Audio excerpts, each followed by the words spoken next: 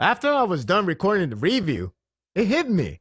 How I missed the opportunity to use Keikaku meme.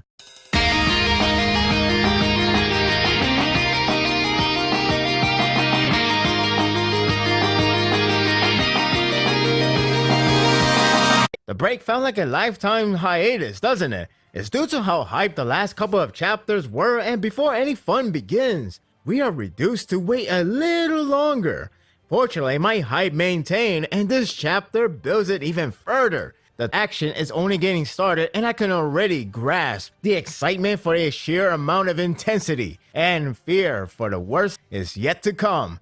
The chapter doesn't waste any time to boot up the action and picked up where we left off. For those who thought Gaku-e would be filler or a total fodder to Hishin Yuna, his action here will dispute that claim. At least for now. Who knows, maybe he will be like the best fodder ever. It's the old chapter of a revenge story with him fueling with rage and slaughtering everyone in sight.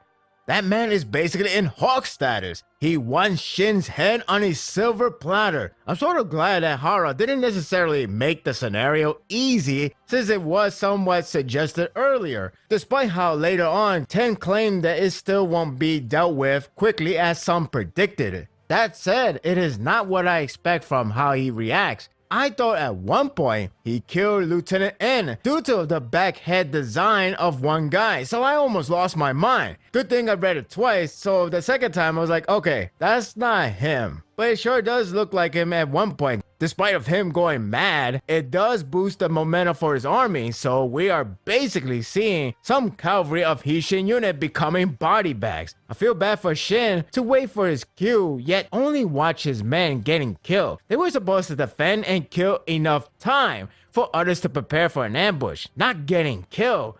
10 points out that prediction or assumption cannot be relied on entirely, because you are asking for a surprise, good or bad. Here, it's bad as they can't do anything but wait for the signal just as planned. It's their lives or plan. I like the small detail of how Gyoko unit actually has second thought about the plan, like they are wondering if they picked the right target. On is like, all according to the plan, and they march forward to ambush as accordingly. It makes me wonder if it was his men out there, would he react similar to Shin's? In any case, the rest of Hishin unit also head over Gaku-e, so no more worries. It did the favor to accelerate the blood feud between Shin and Gaku-e. Shin basically received what goes around comes around moment. Now he's pissed as hell, wanting to claim his head for a reason more than achievement. Will that mean Shin will kill him? I would like that, but something tells me Oha will claim it, taking Shin's glory in more ways than one.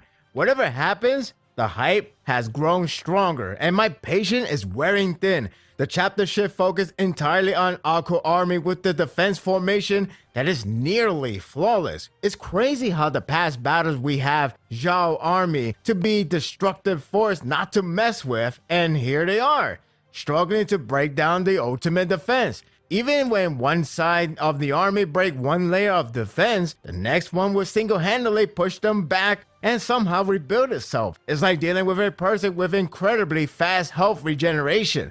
The hell can they do to make any progress? Even Chogayu is struggling to comprehend how Aku army's defense works. If Aku's tactic is based on Osen, then discredit both of them for this brilliant move. If you can make your enemy puzzled, not able to form a strategy, then you know you got them in the palm of your hand. It's not like Chogayu is an idiot, as we know his capability already, so it's worth praising. Aku is looking mighty confident that his formation will never be broken because of Osen's greatness. Seriously, can't wait for him to get in combat. When Banaji stepped in, I immediately said, oh crap. He has a look that reads, oh yeah, I'm about to raise some hell. One of the main hype from the floor plan stage is Riboko exposing Aku's weakness to Banaji. I thought it was lack of defense or how the army pushes forward and don't look back, disregarding anyone left behind. It's finally revealed, and after many praises on the formation, this actually left me a bit stunned and horrified. The key factor is the formation has interconnecting joints all over the place. Apparently we are dealing with a giant human body, though that's probably the point of it. It's Bananji's time to shine. Thank you, Rebiko. The first clash on the front layer was impressive, but expected from a powerful guy like him. Was not expected is the follow-up. I like how Chogayu was not impressed at first, but once Bananji breaks through the second with ease, he was dumbfounded. The atmosphere becoming silent is a perfect way to describe the devastating moment. Simply awed. Akko's reaction expressed enough words that they are in deep shit of trouble, and it's only getting started. After all the praises towards Akko Army's defense formation, if one can exploit its weakness and break it entirely, then that person must receive even bigger praise. Case in point, Rebiko deserves all the damn praises for exploiting it. It goes to a long explanation of how it works, and with Kayane not understanding at first, proves that only Rebiko can read clearly. It's not to discredit anyone else because it was meant to be difficult to read. It's more reason to put him on the spotlight, and he doesn't have to fight to get one.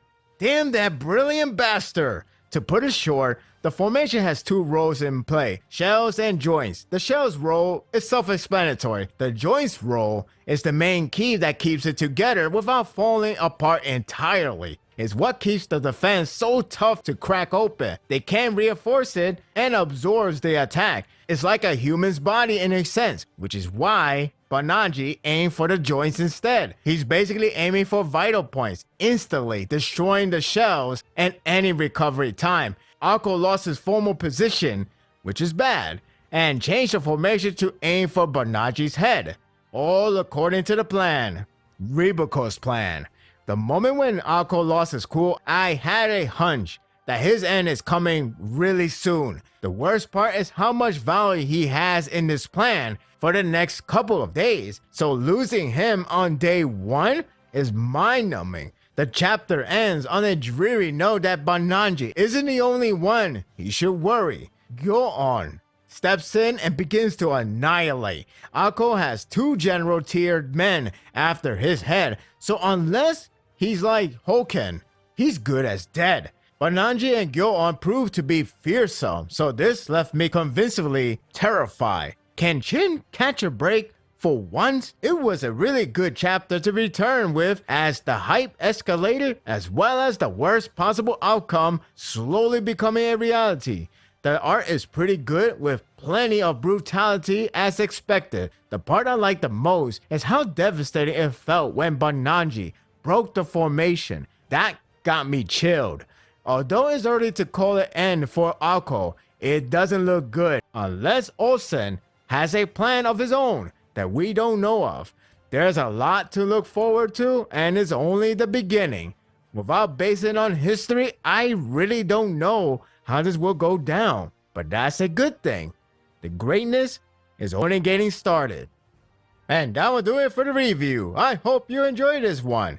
Do you think Akko will die in the next chapter? Will he die on this very day? Maybe Gakue would die before he would die. Anything is possible. I don't know how history works. I don't even know if it's following history precisely.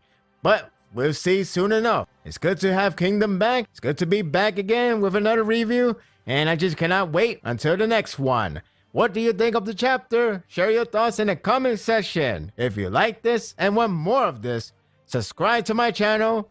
And my world will be yours to stay. Until next time, take care.